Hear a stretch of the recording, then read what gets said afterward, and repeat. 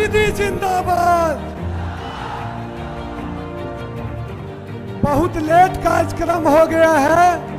आप जिनका इंतजार कर रहे थे, हम आप लोगों से क्षमा मांगते हुए हम सिर्फ दीदी से आशीर्वाद ले रहे हैं। समय नहीं है, इसलिए हम श्री पप्पू यादव जी सांसद से आग्रह करते हैं कि वह 2 मिनट में अपनी बातों को समाप्त करें।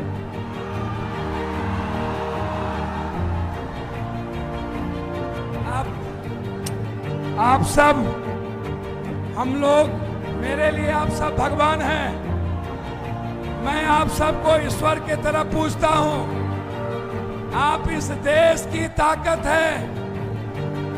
आप भारत के भाग विधाता हैं। मैं अपने सारे बुजुर्गों को, गार्जियन को और अपने क्रांतिवीर, कर्मवीर छात्र युवा साथियों को दिल की गहराइयों से लखीसराय के इस धरती पर, क्रांतिकारी की धरती है, और इस क्रांतिकारी के धरती पर आपको सत सत प्रणाम करते हैं, सलाम करते हैं और आप सबको पैर छू के प्रणाम करते हैं। मंच पर सभी सम्मानित कांग्रेस के नेतागण, महागठबंधन के साथियों और हम सबके लोकप्रिय उम्मीदवार, मैं उनको बहुत, जिनको आज पहली बार इस धरती पर हिंदुस्तान ही नहीं, दुनिया की आशा, दुनिया की उम्मीद, दुनिया का विश्वास और भारत की आवाज, बेटियों की आवाज, मां की आवाज, पिछड़ों की आवाज और खास तौर पर युवा और छात्रों की आवाज, जिनके भीतर लड़ने की ताकत, चलने की ताकत, ना कोई डरा सके, ना कोई झुका सके। उनका एक ही नाम, प्रियंका गांधी, जो आंधी है भारत की, जो तकदीर है भारत की, और ये भारत को बदलने की आवाज रखती है। मैं सिर्फ 2 मिनट अपनी बात कहना चाहूंगा। हम आपके बेटे की तरह हैं, सब दिन आपकी सेवा करते हैं। जब भी लखीसराय के धरती पर बालू माफिया, दवाई माफिया, जब भी गरीबों पर जुल्म किया है, तब पप्पू यादव सबसे पहले आपके यहाँ लड़ा है। सबसे पहले, हमेशा। अभी मुखिया जी को मार दिया था, मुखिया जी के तीन लोगों को मारा गया।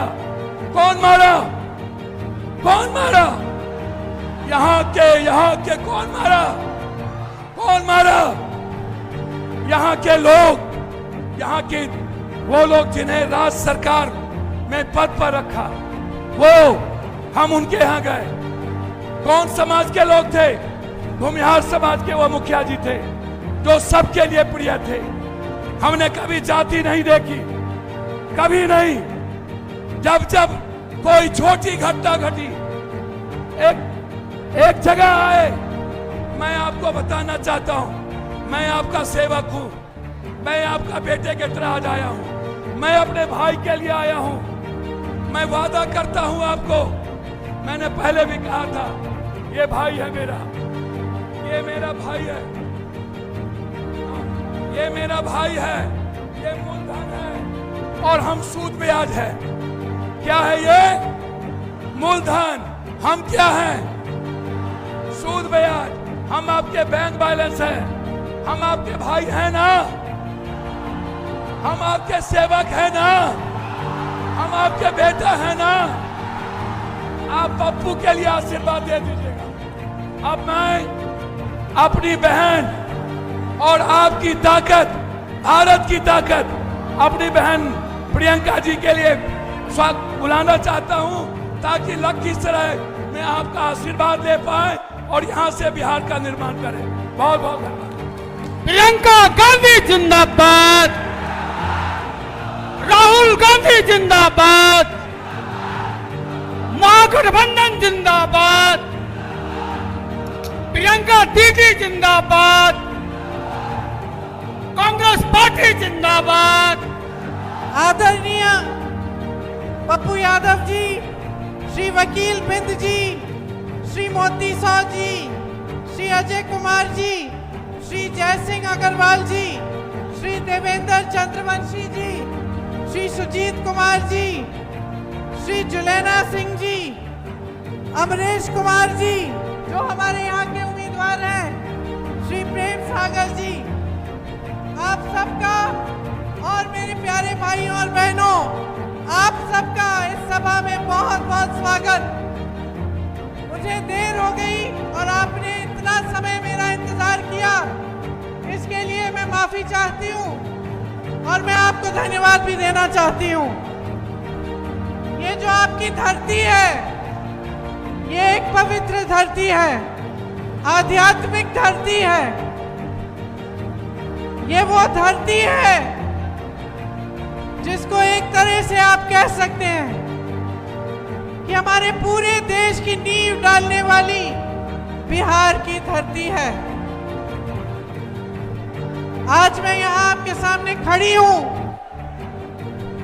मैं चाहती हूँ कि सबसे पहले आप अपने आप को पहचाने, अपने प्रदेश को पहचाने, ये पहचाने कि आपका जो ये प्रदेश है, इसने भारत की नींव डाली है, भारत का निर्माण किया है, भारत की स्वतंत्रता का जो संग्राम है उसकी शुरुआत आपके ही प्रदेश से हुई। आपके प्रदेश ने दुनिया को गौतम बुद्ध जी दिए। आपके प्रदेश ने महात्मा गांधी जी को प्रेरित किया कि यहाँ चंपारण से, बिहार के चंपारण से सत्याग्रह शुरू किया जाना चाहिए। आपके ही पूर्वजों ने इस देश की आजादी की लड़ाई लड़ी और एक वो भी समय था जब बिहार को देश का केंद्र माना जाता था, क्योंकि बिहार से बड़े बड़े अधिकारी, बड़े बड़े नेता, इस देश को चलाने वाले लोग यहाँ से आए थे। यहाँ की शिक्षा की व्यवस्था अव्वल मानी जाती थी। आईएएस के अफसर, आईपीएस के अफसर, आईएफएस के अफसर यहाँ से आते थे। ये आपके प्रदेश की महानता थी कि यहाँ बड़े बड़े उद्योग लगे, यहाँ से व्यापार भी शुरू हुआ और हमारे देश की जो मजबूती है उसका केंद्र बिहार माना जाता था। आज भी बिहार के नागरिक इस देश भर में फैले हुए इस देश के निर्माण का काम कर रहे हैं। केरल से लेके कन्याकुमारी से लेके कश्मीर तक जहां जहां जाएंगे वहां पे आपको बिहार के नागरिक मिलेंगे। लेकिन आज आपके प्रदेश की परिस्थिति एकदम बदल गई है। आज आपकी ये परिस्थिति है कि देश के सबसे ज्यादा नौजवान यहाँ बिहार में हैं, लेकिन सबसे ज्यादा बेरोजगार भी बिहार में हैं। सारे नौजवान शिक्षित हैं।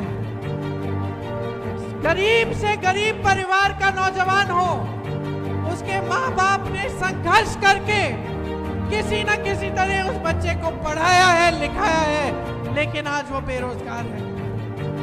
आज आपके प्रदेश की परिस्थिति ये है कि शिक्षा की संस्थानें नई नई बन नहीं रही है, कि शिक्षा की व्यवस्था ठप है। आगे बच्चा अपने भविष्य को नहीं देख सकता। जहां वो पेपर देता है नौकरी के लिए, एग्जाम देता है, परीक्षा देता है, पेपर लीक हो जाता है, घोटाले होते हैं और उन घोटालों में नेता शामिल होते हैं। आज आपकी परिस्थिति ये है कि जहां आपके लहलहाते खेत होते थे, खेतों से किसान कमा पाते थे, आज किसान और खेती से कमा नहीं पा रहा है। दिन रात कड़ी मेहनत करता है, धूप में खून पसीना बहाता है, फिर भी उसकी कमाई नहीं होती, क्योंकि आज खेती का हर सामान महंगा हो चुका है। आपके उपज का दाम नहीं मिलता, आपको जो न्यूनतम समर्थन मूल्य है वो भी नहीं मिलता, खाद नहीं मिलती, सुविधा नहीं मिलती, बिजली नहीं मिलती, आप कमा नहीं सकते खेती से। आज बिहार की ये परिस्थिति है कि छोटे उद्योग जो एक समय में इस देश की रीढ़ की हड्डी थी, आज वो भी ठप हो गए हैं। कोई कोशिश करता है कि अपना छोटा सा बिजनेस बनाएगा, छोटी सी फैक्ट्री लगाएगा या छोटे दुकानदार हों, सब संकट में है, सब संघर्ष कर रहे हैं। जब बेटियों को पढ़ाने का समय आता है पीछे हटने लगते हैं, जब बच्चों को पाठशाला भेजना होता है डर लगता है, घबराहट होती है। जब मौसम खराब होता है घबराहट होती है कि घर में कुछ अगर पानी आने लग गया, मरम्मत करनी है तो कहां से करेंगे। जब कोई बीमार पड़ जाता है तो घबराहट होती है, डर लगता है कि इलाज कैसे कराएंगे, पैसे नहीं है। अस्पताल ले जाना है तो प्राइवेट में ले जाना पड़ेगा, प्राइवेट में बहुत पैसे लगेंगे।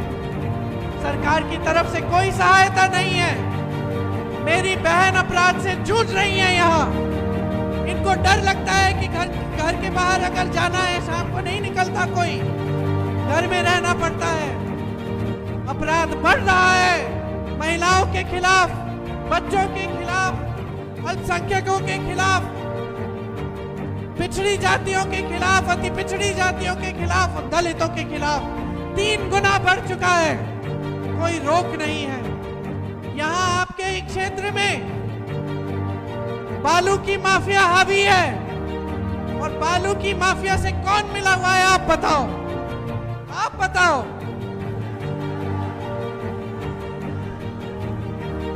यहाँ से उप मुख्यमंत्री जी चुनाव लड़ रहे हैं, क्या किया है इन्होंने आपके लिए? आपको रोजगार दिया, आपको शिक्षा दी, आपको किसानों, यहाँ के किसानों की सहायता की। बाढ़ आती है तो सहायता मिलती है आपको। सिर्फ बालू बटोरने में व्यस्त है सारे।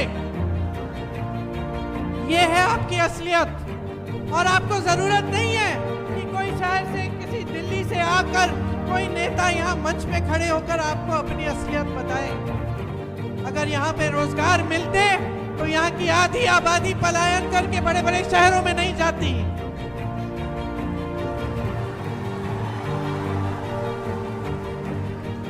जहां जहां मैं जाती हूँ दिल्ली में, अगर कोई मजदूरी का काम है या कोई और काम मैं देखती हूँ कौन कर रहा है, और जब मुझे दिखता है कि अच्छा काम हो रहा है, मैं पूछती हूँ कहाँ के हो भाई, जवाब क्या मिलता है आप बताओ। आप बिहारी हो, आपको गर्व होना चाहिए आप पे, अपने आप पे। इस देश में जहां भी काम हो रहा है आप कर रहे हैं, और फिर भी आपका सम्मान नहीं है, और फिर भी आपके प्रति जो भावना है आपकी अपनी सरकार की और केंद्र की सरकार की, वो एकदम गलत भावना है। आपको आगे बढ़ाने के बजाय आपको पीछे ढकेल दिया। आपसे लेने का काम हो रहा है। आपकी जमीनें 1 रुपए के दाम में प्रधानमंत्री जी के बड़े बड़े उद्योगपति मित्रों को मिल रही है। आपको जमीन दी, आप लोन लेते हैं, आपके माता पिता लोन लेकर आपको पढ़ाते हैं। ये जो परीक्षा जिसमें घोटाले होते हैं, जिसमें पेपर लीक होती है, इसको देने के लिए कितना खर्चा होता है।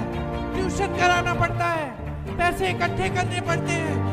कोई किसान है, वो चाहता है अपना बेटा आगे बढ़े, अपनी बेटी आगे बढ़े, पैसे इकट्ठा करता है। माताएं काम करती हैं कि किसी न किसी तरह जुगाड़ करके अपनी बच्चियों को आगे बढ़ाएंगे। लोन लेते हैं, बच्ची की शादी करनी पड़ती है तो आपको लोन लेना पड़ता है, ब्याज देना पड़ता है, और ब्याज देते देते जीवन भर आप देते रहेंगे। आपके लोन माफ करने वाला कोई नहीं है। और ये बड़े बड़े उद्योगपति, अडानी जी, अंबानी जी, मोदी जी के बड़े अच्छे मित्र हैं। इनके हजारों लाख करोड़ रुपए के लोन माफ किए हैं। लेकिन आपके लिए ऐसे नहीं है।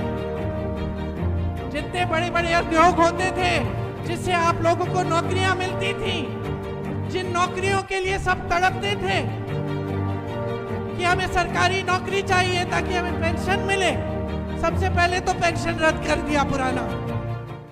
उसके बाद निजीकरण द्वारा, ठेकेदारी द्वारा आपकी सारी नौकरियां खत्म हो रही हैं। सब ठेके पे है आज। और कमा कौन रहा है? आप खुद कह रहे हो। यहाँ खड़े हैं नौजवान, खड़े हैं नौजवान। अग्निवीर से बताओ किसका फायदा हो रहा है? सेना का फायदा नहीं हो रहा है, देश का फायदा नहीं हो रहा है, देश का फायदा नहीं हो रहा है, सेना का फायदा नहीं हो रहा है, नौजवानों का फायदा नहीं हो रहा है, तो किसका फायदा हो रहा है? क्यों बनाई ये स्कीम? ये जो सरकारें हैं ये सिर्फ और सिर्फ बड़े उद्योगपतियों के फायदे के लिए चल रही हैं, बस, और कुछ नहीं है। इनको कुछ दिखता ही नहीं है। मोदी जी जब पूछो कहीं किसी देश में भ्रमण कर रहे हैं या फिर अपने अपमानों की गिनती गिना रहे हैं कि मुझे इसने अपमानित किया, उसने मुझे गाली दी, ऐसा कहा वैसा कहा। अरे भैया रोना बंद कीजिए, आप प्रधानमंत्री हैं, इस देश के प्रधानमंत्री हैं। देश रो रहा है, नौजवान रो रहे हैं, नौकरी मांग रहे हैं, रोजगार मांग रहे हैं, शिक्षा मांग रहे हैं, किसान मदद मांग रहे हैं, और आप अपना रोना धोना कर रहे हैं। और ताज्जुब की बात है, ताज्जुब की बात है मेरे भाइयों और बहनों, कि जैसे आपकी सुनवाई नहीं है आज के दिन, वैसे आपके जो मुख्यमंत्री हैं उनकी भी सुनवाई नहीं है।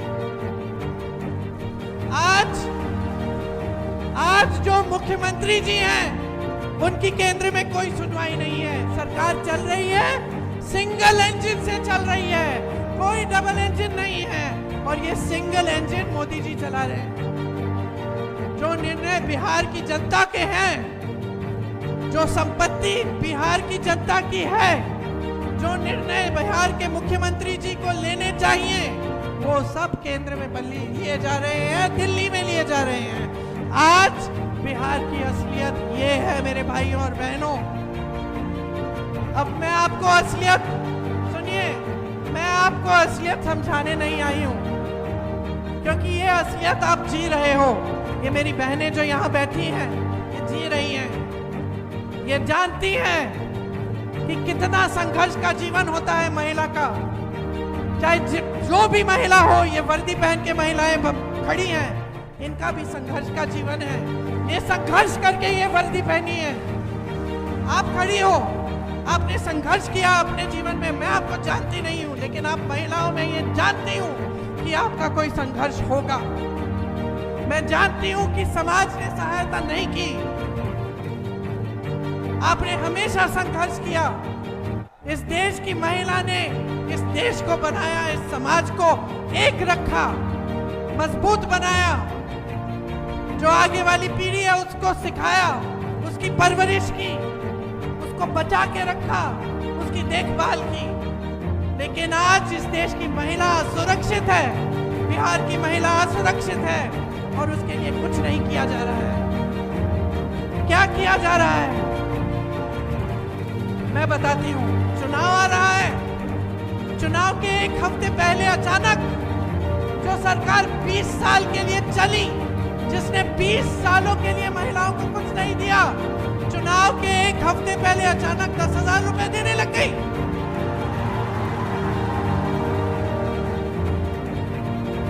समझे नहीं है ये? क्योंकि महिलाएं जो है ना बहुत समझदार होती है बहन, होती है कि नहीं? बहुत समझदार होती हैं। सबसे ज्यादा विवेक महिलाओं में है। जानती हैं कि 20 सालों से कुछ नहीं किया, मैं तो 20 सालों से संघर्ष कर रही हूँ। आज चुनाव आ रहा है तो मुझे 10,000 रुपए दे रही हो, दे रहे हैं। महिला समझती है कि ये क्या है, ये राजनीतिक घूस है और कुछ नहीं है। चुनाव के बाद आपको 10,000 रुपए मिलेंगे या नहीं, इसका कोई भरोसा नहीं है। इसीलिए मेरी बहनों, ले लो ये 10,000, जो भी दे रहे ले लो, लेकिन इनको अपना वोट मत दो। और वही बात मैं आपको कह रही हूँ, इस देश के नौजवान यहाँ मेरे सामने खड़े हैं, बिहार के नौजवान जिन्होंने इस देश को बनाया, जो आज बेरोजगार हैं। आपको 20 सालों में रोजगार नहीं मिला, इनकी बातों में मत पड़ो, अब नहीं मिलने वाला। अब अगर रोजगार मिलने वाला है तो महागठबंधन की सरकार से मिलेगा। अगर आपको कोई भी सुविधा सहायता मिलने वाली है बिहार के किसानों को, बिहार के नौजवानों को, बिहार की महिलाओं को, तो महागठबंधन की सरकार से मिलेगी। जो संघर्ष महात्मा गांधी जी ने किया समानता के लिए, अधिकारों के लिए, इस देश के संविधान के लिए, आज भी हम सब वो संघर्ष कर रहे हैं। आज भी वही परिस्थिति हमारे सामने है। पहले अंग्रेजी साम्राज्य था, अब मोदी जी का राज है, जिसमें अगर आवाज उठाओगे तो पीटे जाओगे, अगर सवाल करोगे तो मारे जाओगे, अगर संघर्ष करोगे तो तुम्हारी सुनवाई नहीं होगी। अगर बहुत सारे पैसे वाले होंगे, अगर बड़े बड़े उद्योगपति होंगे तो तुम्हारी पूरी सुनवाई हो जाएगी। ये है मोदी जी की सरकार, और इस सच्चाई को आज इस देश की जनता समझ चुकी है, बिहार की जनता समझ चुकी है। महागठबंधन कह रहा है, हम लोग कह रहे हैं कि हम आपके लिए कई स्कीमें लाना चाहते हैं। पहली ये है कि 25 लाख का इलाज आपको मुफ्त में मिलेगा, चाहे हार्ट का, कैंसर का, कोई भी बड़ी बीमारी हो, आपको 25 लाख तक मुफ्त का इलाज मिलेगा। बहनों, आपके लिए 2500 रुपए हर महीने मिलेंगे। चुनाव के समय नहीं, चुनाव के बाद से शुरू होगा, जब हमारी सरकार बनेगी, और जब तक हमारी सरकार रहेगी तब तक आपको मिलेगा। गरीब परिवारों को जमीन मिलेगी, घर मिलेगा, और वो जमीन महिलाओं के नाम की जाएगी। नौजवानों, जब आप परीक्षाएं देते हैं तो जो फॉर्म है उसकी फीस मुफ्त में होगी, आपकी फीस रद्द हो जाएगी। परीक्षा केंद्र में आने जाने का खर्चा मुफ्त का होगा। एजुकेशन सिटियां बनेंगी और इंडस्ट्रियल क्लस्टर बनेंगी 2000 एकड़ में। हर परिवार जिसके पास, जो ऐसा परिवार है जिसमें किसी का रोजगार नहीं है, हर परिवार को एक रोजगार दिया जाएगा। अगर आप अपना छोटा व्यापार शुरू करना चाहते हैं, बिजनेस शुरू करना चाहते हैं, तो सरकार आपको 2 लाख रुपए देगी ताकि आपकी शुरुआत हो पाए, आप अपने पैरों पे खड़े हो पाए। आपकी जो डिग्री है, जो 3 साल की डिग्री आज 5-6 सालों में आपको मिलती है, वो आपको 3 सालों में ही मिलेगी। बहनों के लिए 500 रुपए का सिलेंडर होगा, और जो जीविका दीदी हैं उनके लिए 30,000 रुपए प्रति माह मिलेंगे, और उनकी नौकरियां पक्की की जाएंगी। यहाँ कोई शिक्षा की व्यवस्था नहीं है। मैंने देखा, सुना है मैंने, हर अनुमंडल में महिला कॉलेज बनवाएंगे हम, अगर हमारी सरकार आएगी। विधवाओं के लिए 1500 रुपए का पेंशन, जो हर वर्ष 200 रुपए बढ़ाया जाएगा, और जो माई बहन की मान योजना है, उसके तहत जैसे मैंने कहा, आपको 2500 रुपए हर महीने महिलाओं को मिलेंगे।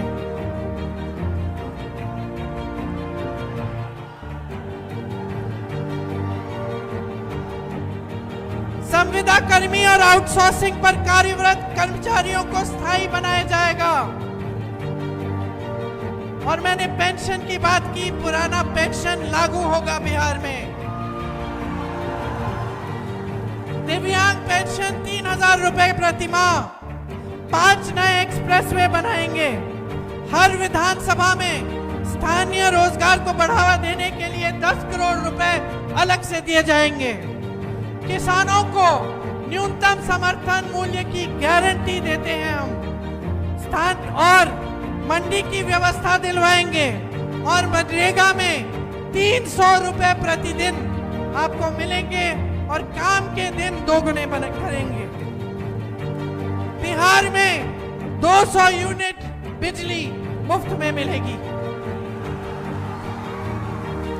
पंचायती राज और नगर निकायों में ईबीसी आरक्षण 30% और एससी आरक्षण 20% होगा। अति पिछड़ा वर्ग अत्याचार निवारण अधिनियम बनाया जाएगा, जिससे आप पर जो अत्याचार हो रहे हैं वो बंद हो। और निजी शिक्षा के संस्थानों में भी आपके लिए आरक्षण लागू होगा। ये सब काम हम करना चाहते हैं और करेंगे, और ये खोखली बातें नहीं है। आप देख लीजिए, आप पलायन करके बड़े बड़े शहरों में काम करते हैं। कर्नाटका में देखिए, तेलंगाना में देखिए, आपके जो रिश्तेदार हैं, दोस्त हैं जो वहां काम कर रहे हैं, उनसे पूछिए। ये तमाम चीजें ऐसी लागू कर रखी हैं। कांग्रेस की सरकारों ने, जब राजस्थान में सरकार थी तो 25 लाख का स्वास्थ्य बीमा मिलता था। मैं ऐसे लोगों से मिली जिनके हार्ट की सर्जरियां मुफ्त में हुई थी। रोजगार की व्यवस्थाएं बन रही हैं। आगे बढ़ रहा है वो प्रदेश जहां कांग्रेस की सरकार है, जहां गठबंधन की सरकारें हैं। महागठबंधन की सरकारें हैं, इसलिए यहाँ पे आप महागठबंधन की सरकार बनाइए, अपने जीवन और अपने भविष्य को बदल डालिए। बहुत हो गया है, बहुत हो गया है। आपने बहुत बातें सुनी है बड़े बड़े नेताओं की, आपने बहुत वादे सुन लिए, सब कुछ देख लिया। अब बदलाव का समय है। बदलाव लाओ, अपना भविष्य मजबूत बनाओ। कांग्रेस के 2 उम्मीदवार आपके सामने खड़े हैं। महागठबंधन के उम्मीदवार हैं विनोद चौधरी जी सिकंदरा विधानसभा के, और अमरेश कुमार जी आपकी विधानसभा के लखीसराय से। आप इनको भारी से भारी बहुमत से जिताइए, महागठबंधन की सरकार लाइए। एक बार जोर से मेरे साथ बोलिए, बिहार की धरती की, बिहार की धरती की, बिहार की धरती की जय हिंद।